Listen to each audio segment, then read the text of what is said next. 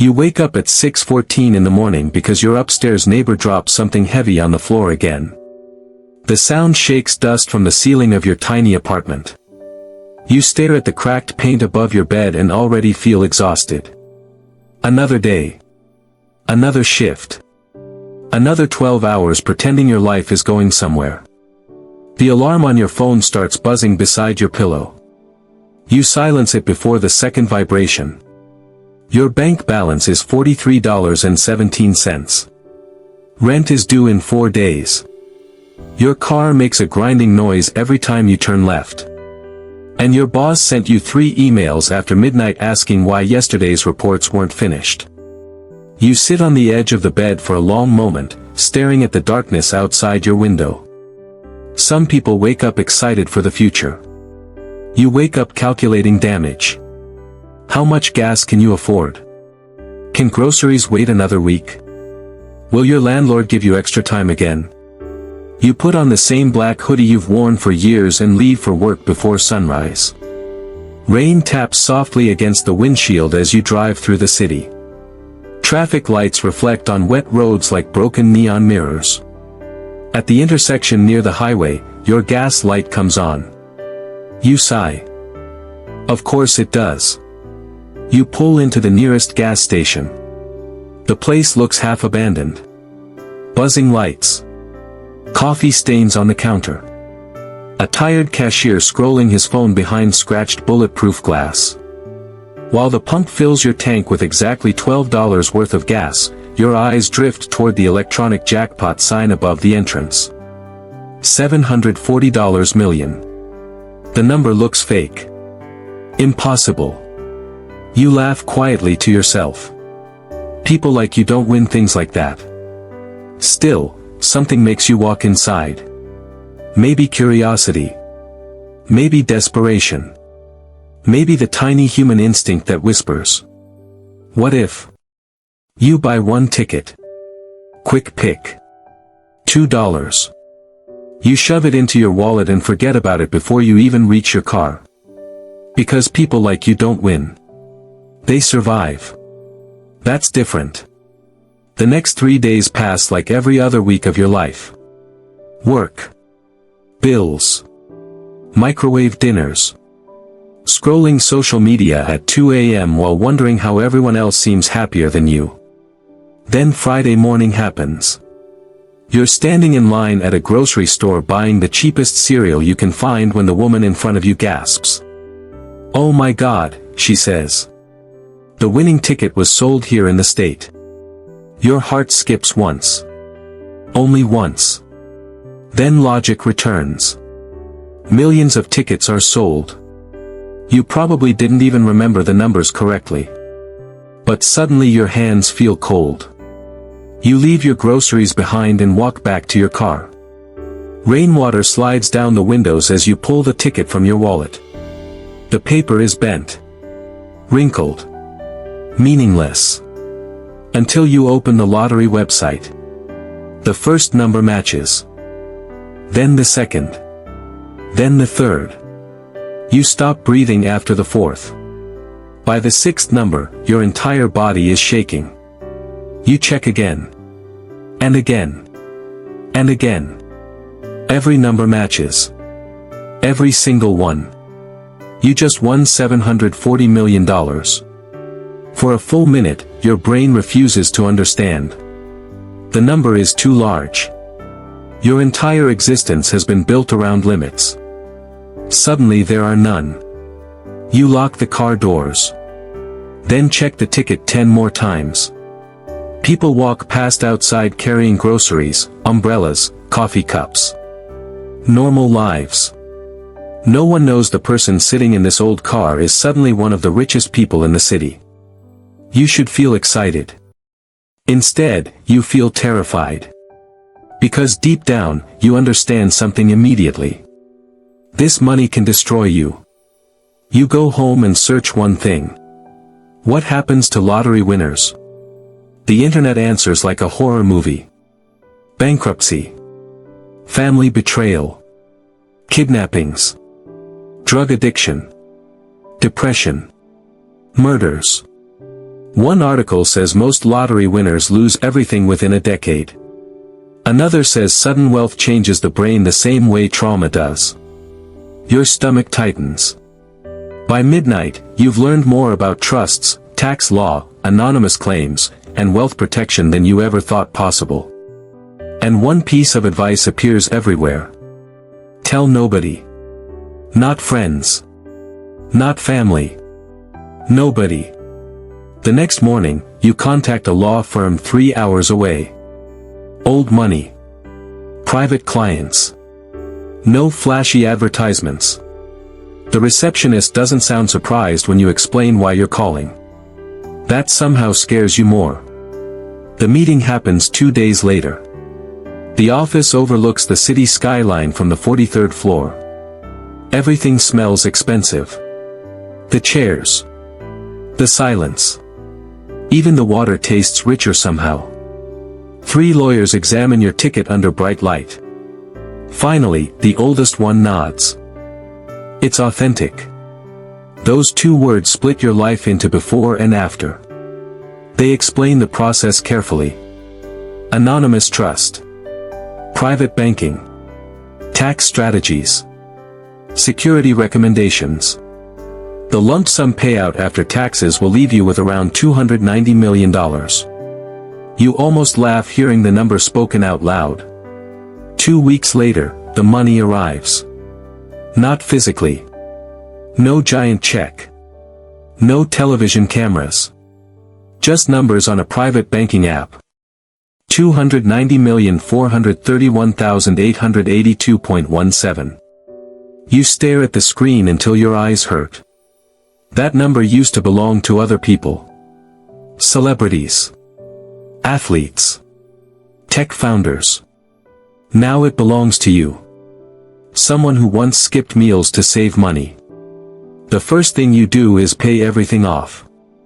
Credit cards. Car loan. Student debt. Medical bills. All erased in under 20 minutes. Years of stress vanish with a few digital confirmations. Then you send money anonymously to your parents. Enough to pay off their mortgage. Enough to repair the leaking roof they've ignored for years. Your mother calls you crying. She thinks some banking mistake happened. You lie. You tell her an investment finally worked out. The lie feels strange at first. Then easy. That's the frightening part. Money changes your relationship with truth. You quit your job the following Monday. Your boss thinks you found another company. Your coworkers buy cupcakes. Someone jokes that you'll forget them when you become rich someday.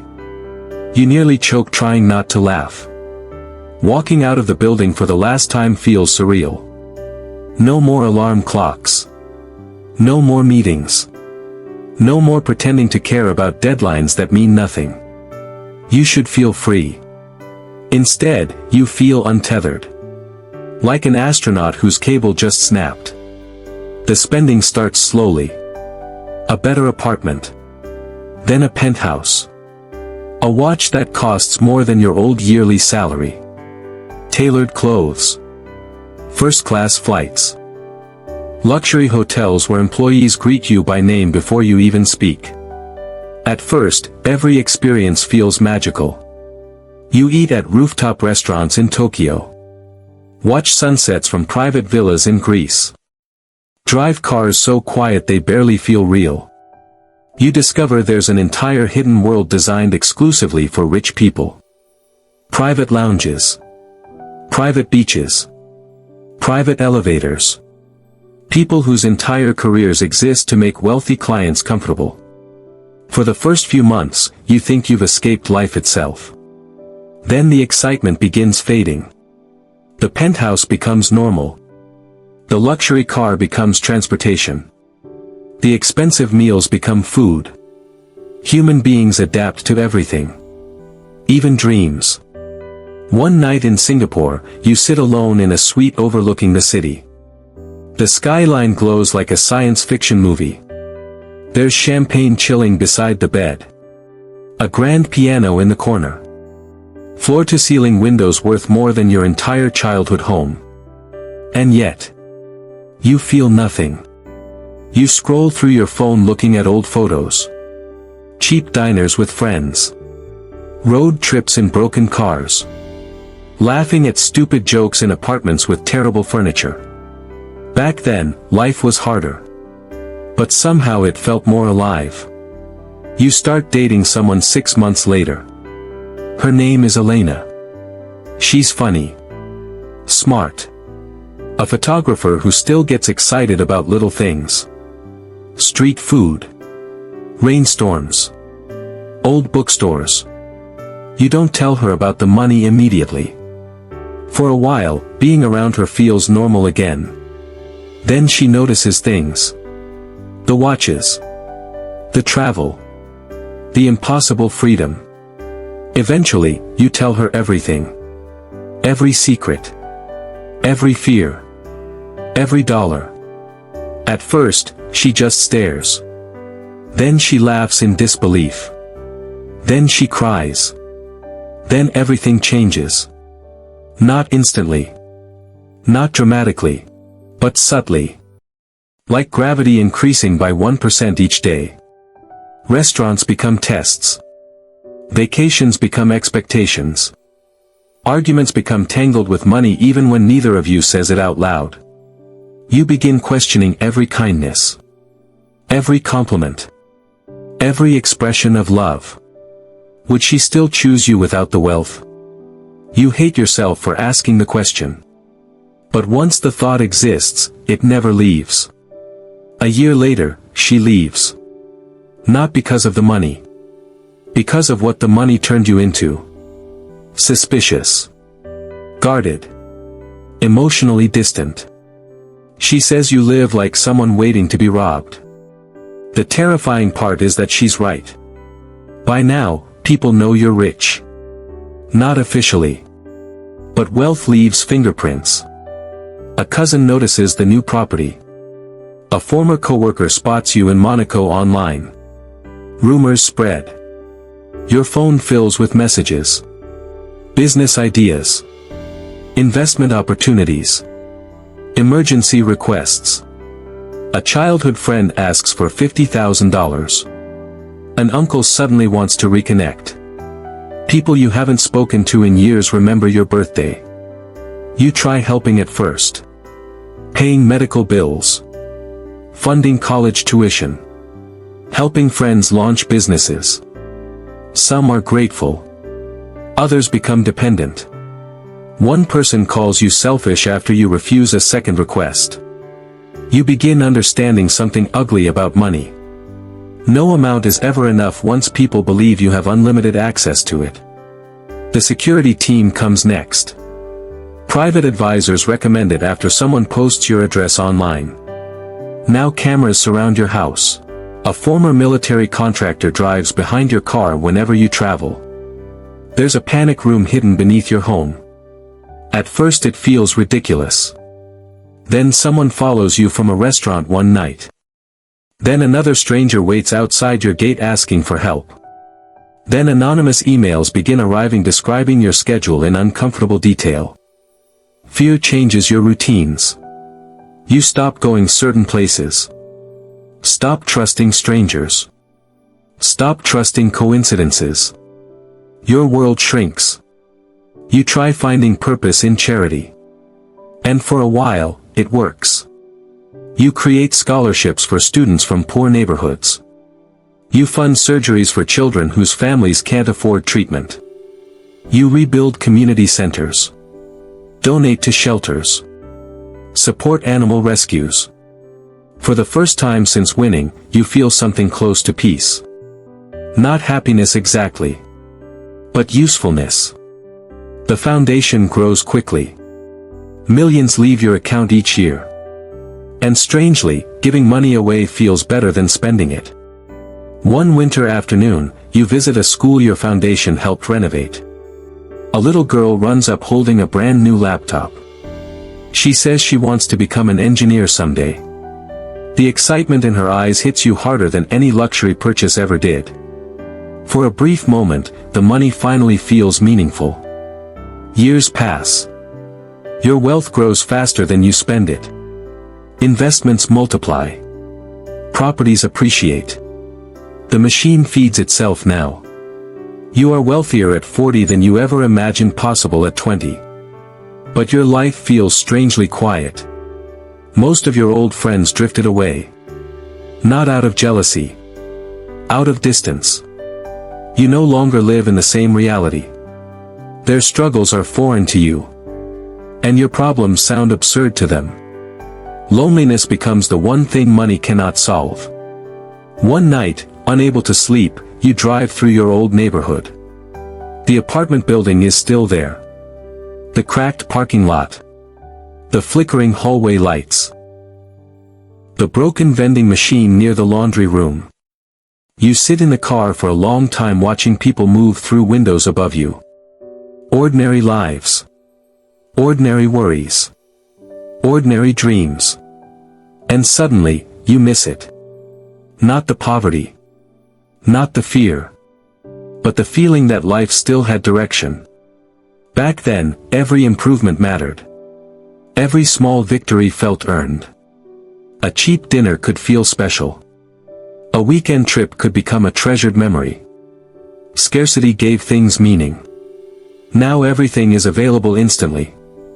And when everything becomes possible, desire itself begins disappearing. You realize the lottery didn't end your problems. It replaced them. Before, you feared survival. Now you fear emptiness. Before, you worried about bills. Now you wonder whether anyone truly sees you beyond the money. Before, you dreamed about freedom. Now you understand that unlimited freedom can feel like drifting endlessly through open water. No destination. No urgency. No reason to move. On the 10th anniversary of winning, you open the safe deposit box at the bank. The ticket is still there. Faded slightly with age. 7 numbers. That's all. 7 random numbers separated you from billions of people on Earth. 7 numbers rewrote your identity. You hold the ticket carefully between your fingers. And for the first time in years, you ask yourself the question honestly. If you could go back, would you still buy it? You think about your parents retiring peacefully. The students your scholarships helped. The families your donations saved. The hospitals. The shelters. The lives changed because of that ticket. Then you think about the isolation. The paranoia. The relationships destroyed by imbalance. The quiet emptiness hiding beneath luxury. You stand there in silence for a very long time. Finally, you smile. Not because you found the answer. But because you realize there probably isn't one. Money is neither salvation nor curse. It's an amplifier. It magnifies whatever already exists inside you. Fear becomes paranoia. Generosity becomes impact. Loneliness becomes isolation. And happiness? Happiness remains fragile no matter how many zeros sit in your bank account. You place the ticket back inside the box. Close the door. And walk into the night. Somewhere in the city, another exhausted person is stopping at a gas station after work. Another tired soul is looking at a glowing jackpot sign and wondering, what if?